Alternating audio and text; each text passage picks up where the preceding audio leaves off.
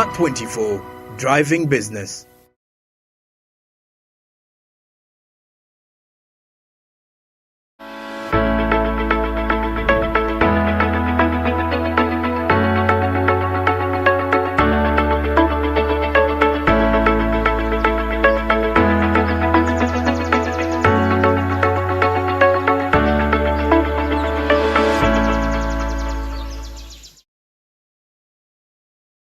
How are you doing? Good morning. It is cold. It is Tuesday.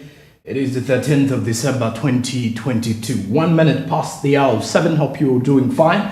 Smart Means Business is entirely continuing to give you all that matters business, and we are here giving you all the updates that matter in the business world. I hope your day kick-started off so well because when you look at mine, it has already kick-started off, and we are here to make sure that we keep you up to speed and give you all the business updates as they are happening in real time. Well, I'll tell you what, there's a lot making headlines from the world of business, and in this particular hour, we kick-started off with business updates. These business updates are pretty much the ones that come in and clearly show you what else is happening, not only in Uganda, but also in different areas across the East African Community region, for you to get to understand and keep up to speed with the business matters. That is all that is beyond business. Well, of course, we are dedicated to giving you that business side, to give you the business ideas and all that. It's a cold morning. I hope you are ready to go out and work this particular festive season. But before you do that, just to remind you that Zabu is a platform by TH-DEC East Africa, which says you can kickstart off your investment journey by dialing *292# for the MTN subscribers, and with definitely no hassle, you will be ready to invest in bonds and securities. Now, the government bonds are available. You can choose the maturity period for your bond and then kickstart off your investment journey. That is as quick as you can get. And at the same time, you have to understand pretty much a situation that, well, if you are to look at what happens from the world of business, it is that same thing that should be giving you the business sense. And that's exactly what we look at here with Zabu. The markets will be open at 8:15 a.m. and then close at 3:15 p.m. East African Standard Time. That is exactly what you need to understand from there. That is the Zabu platform. Zabu says, my money, my future. TH-DEC East Africa says, do something new.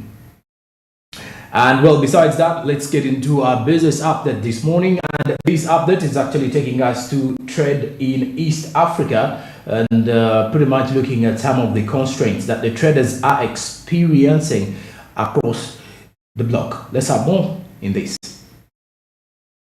Regional trade integration is a cornerstone of East African Community Partner States' trade policies. This involves strengthening of public institutions and private sector organizations involved in export promotion. However, benefiting from integration and free market access arrangements faces certain challenges, including insecurity, inadequate access to productive resources, supply-side constraints, poor physical infrastructure, weak institutional framework, low public expenditure, and prevalence of non-tariff barriers.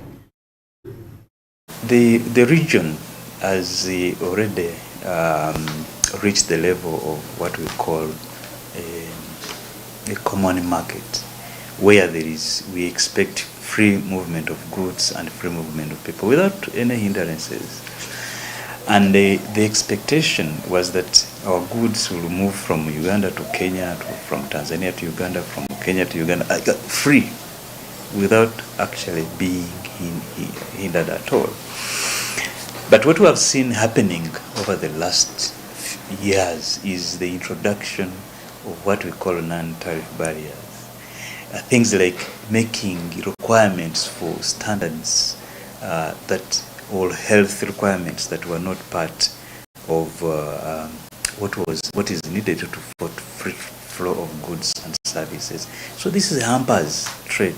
For instance, like in Uganda's case, there is a time when we were trying to trade in a commodity and we were told, no, there is aflatoxins in your product, therefore it cannot come here.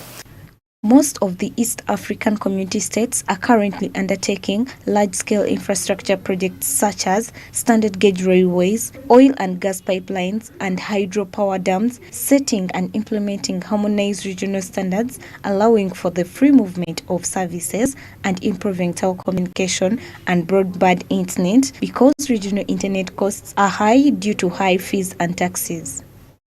Also to address the supply-related constraints, to ensure that supply in terms of volume,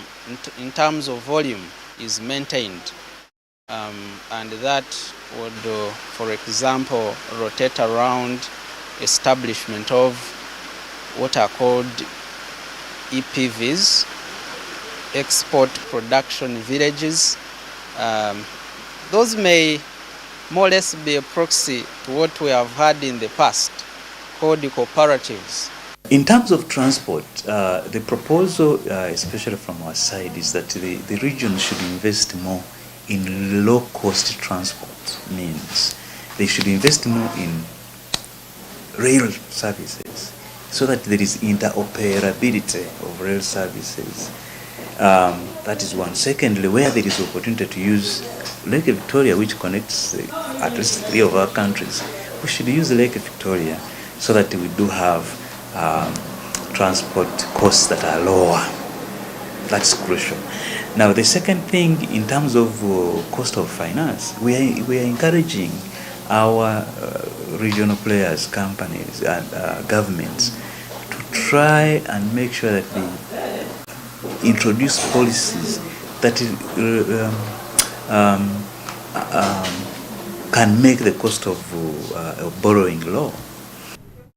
Due to these limitations, the rural economy has been unable to increase employment and income, fulfill rising food demands brought on by urbanization and rapid population expansion, promote general economic growth, or conserve natural resources.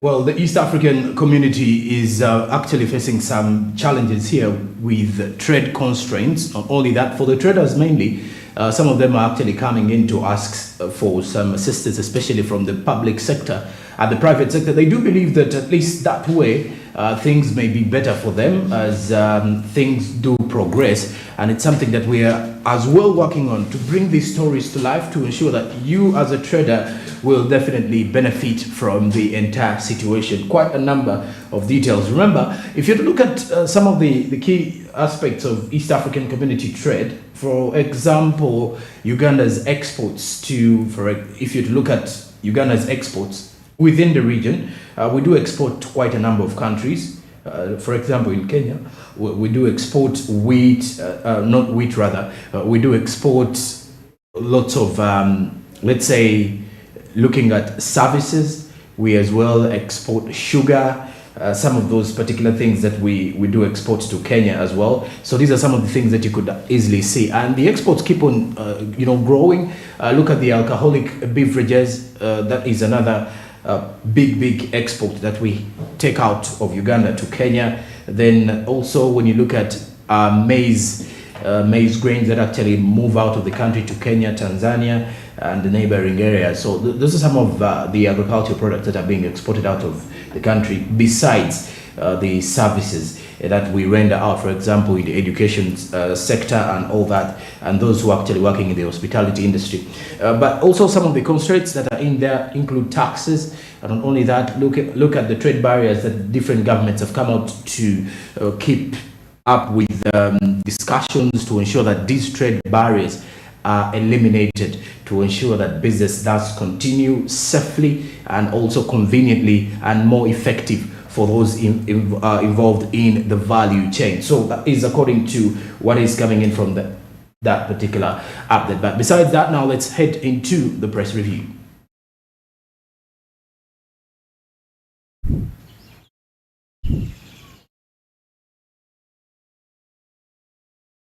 And with the press review, we have the New Vision and the Daily Monitor this morning ahead of us as we look at what is happening. Now, with the New Vision, the Umeme is facing the exit. What next for the shareholders?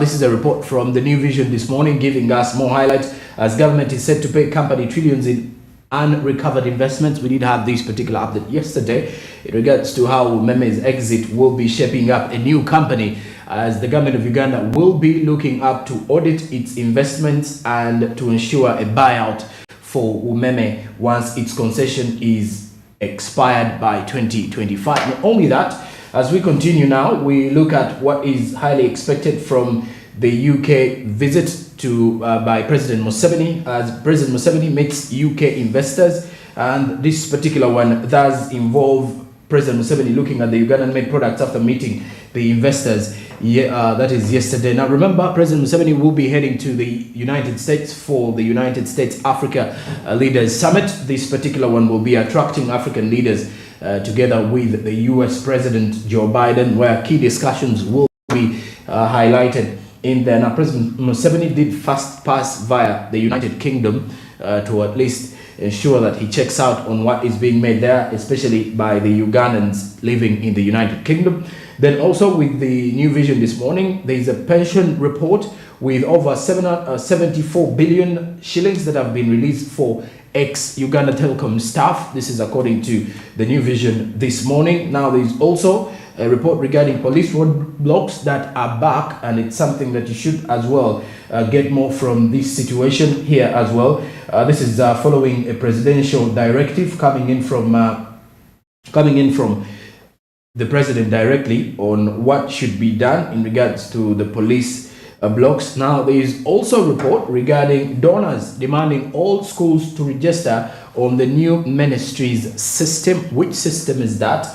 This is the New Vision giving you that update, and that is coming in this particular morning from the press review. Now, besides that, as we move on to the press review, we look at the Daily Monitor. The United Kingdom has sanctions spark on Kaihura fight back. This is another one coming in this morning. Now, the ban means that the former IGP is an unwelcome guest on the United Kingdom soil and can neither wire money through British banks nor benefit from the United Kingdom government funding. So that is according to what these particular sanctions are relating to. Now, also on the other hand, when we look at what is making headlines here from the Ministry of Justice, you can see that the judiciary has held special court sessions for the remembrance for Justice Aweri. That is more of remembering from that sector. Then President Museveni also on the New Vision has made a U-turn on road blocks as well. Then besides that, government has given out 4,000 land certificates, as we can see from this particular report, as a total of 4,000 people in Kitumba sub-county, Kabale district, were given land certificates of customary ownership at the weekend. Now, this particular one is something that is coming in this particular morning. Now, besides that, MPs have signed motion to censor Persis Namuganza. This one has actually been under the, what I could say, under discussion for the last few weeks in regards to censoring.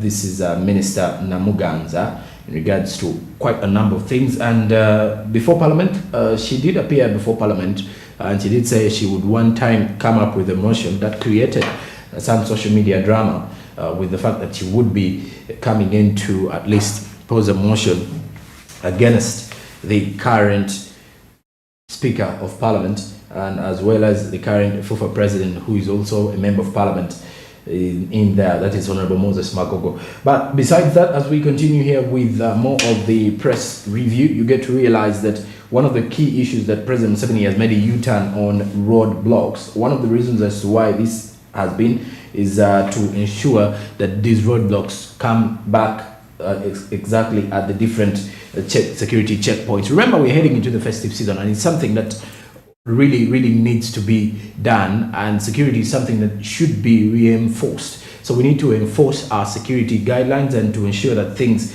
move on hand in hand without any challenges. So that is something that we are working on steadily here in Uganda. And President Museveni did make a U-turn on what should be done, especially in regards to the roadblocks. Not only that, now the CPAPA has faced 10 new money laundering charges. CPAPA is one of the city dealers in Kampala, and has been highlighted here with the Daily Monitor that he's facing 10 new money laundering changes in that report. So that is something that we need to steadily work on and ensure that it moves on up to speed. So that is something that we should as well come to speed with and realize more of that. So that is it from the press review, as now we head into our traffic update to give you more of what is happening in this particular weather this morning and which route you can definitely try to use at the end of the day. So it is something that you should be getting used to, and it's exactly something that you should be getting. Now let's get more from our traffic update this morning.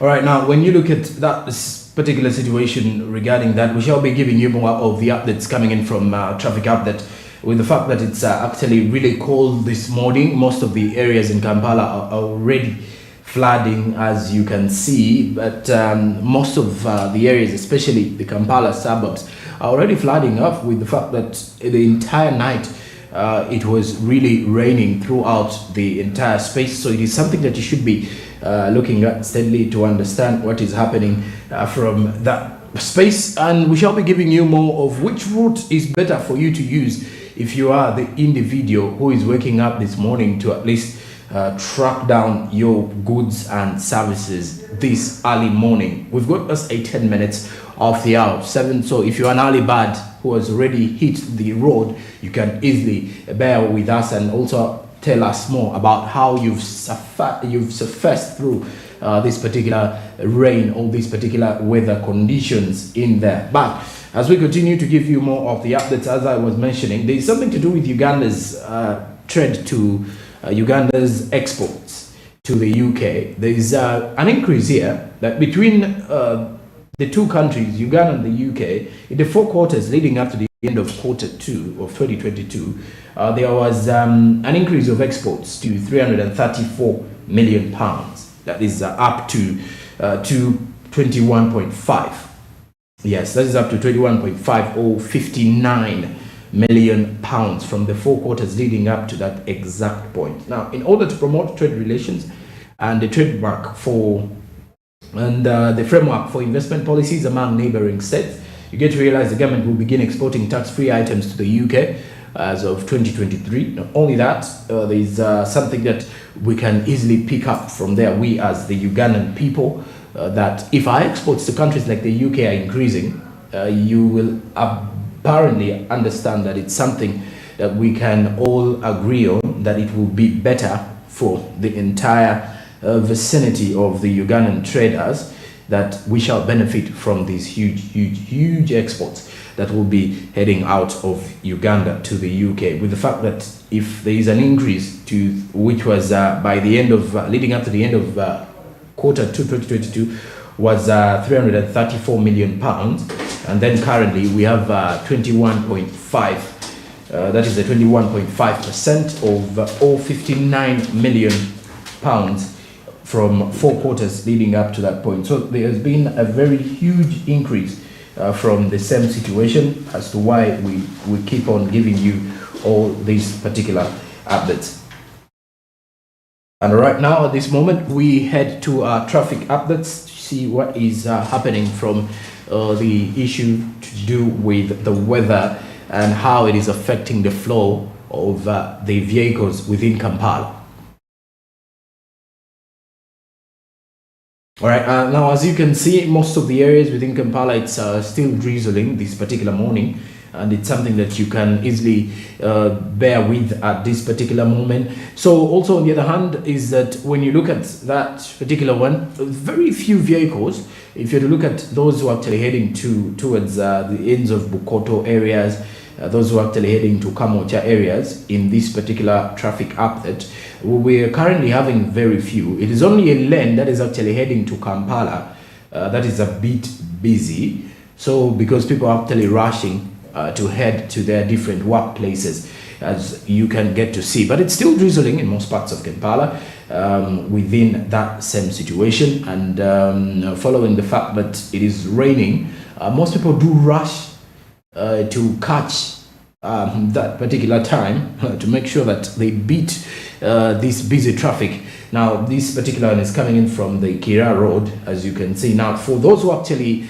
leaving the areas of Bukoto, that means people who are actually coming in from Tinda, Bukoto, Naguru, residents of areas of Nigeria side that are actually now moving into town. You can see that is where the busy traffic is. If you can look at the traffic congestion currently as it is standing now, as you can see, most of them are, because the good thing about this particular lane at Kira Road is the fact that there are traffic lights that are being used at the moment, and these traffic lights are quite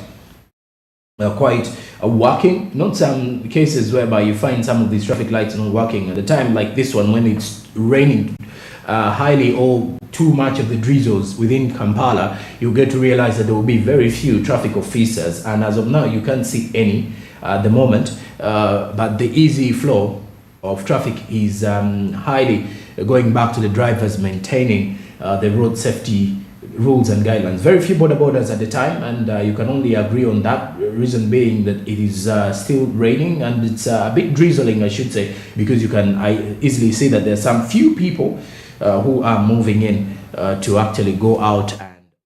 But in most parts of Kampala, it has rained heavily, so you would be expecting some areas to be flooding at the time, most especially those with poor drainage systems. So if you are an early bird, it is the right time for you to at least hit that road before it is too late, because you do expect that by the time it stretches to 8 a.m. in the morning, 8 a.m. stretching to 9 a.m., what you will be expecting at the end of the day will be that you will be expecting something to do with more of what someone would call a huge traffic jam. And it's the festive season. Of course, the time rush or the rush hour not only happens during evening time, but in the morning now at around 8 to 9, you will be expecting some huge traffic congestion, not only in areas of Kira Road, but also if you're to stretch towards Entebbe Road, areas around Chibuye, areas around the Benchwanuka lane, Benchwanuka Street and Waterview, for those people who are actually coming in from Zambia areas, those who are coming in from Entebbe Road heading to Kampala. So most probably you will be experiencing some huge traffic flow, but because it is raining, and well, for the people of Kira Road, one thing you could actually give credit to these particular road users coming in from the side of Kampala, Kira Road especially, is the fact that most of them maintaining the road signs. The road signs is something that should be maintained entirely. So that is what most of them are doing, and it's something that we should be working upon to ensure that it does happen in the rightful direction. So that is coming in this morning from the traffic updates. So we shall be giving you pretty much more of real-time business. But as you can see, for now, that the traffic congestion has really kicked off. And this is simply coming in from those particular vehicles that are heading to town. Now, that lane that you're actually seeing with lots of vehicles, the vehicles that are actually heading to town now, those are people who are actually heading to the CBD and other areas within Kampala. Because it's a morning time and it's a rush hour for most of the office people who are supposed to be in office by latest 8 a.m. others 8:30. So people do rush immediately to beat the traffic. And the time when it's this morning, it becomes really busy for them, and that is what is coming in this particular morning. And of course, we shall be giving you more real, like I've been telling you, real-time business updates. But after the break, we will be looking at Caribou East Africa, and as well as looking at the SMB international news. So stick around, I'll be coming back right after the break.